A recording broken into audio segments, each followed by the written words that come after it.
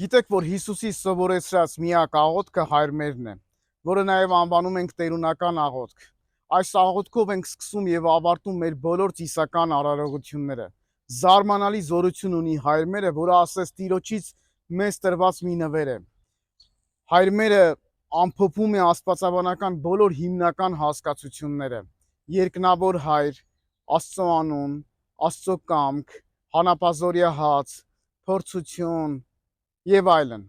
Այս աղոթքի երկու բնագրերը պահպանվել են Մատթեոսի եւ Ղուկասի ավետարաններում։ Ուղղափառ ավանդության մեջ հայրմերը բաժանվում է երկու մասի 6 խնդրանքներով։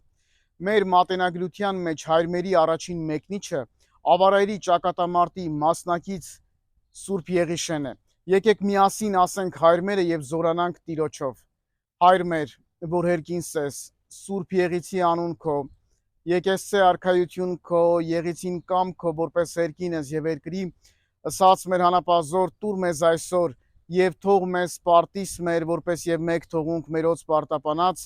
եւ մի տանիրս մեզի փորձություն այլ փրկյազ մեզի չարե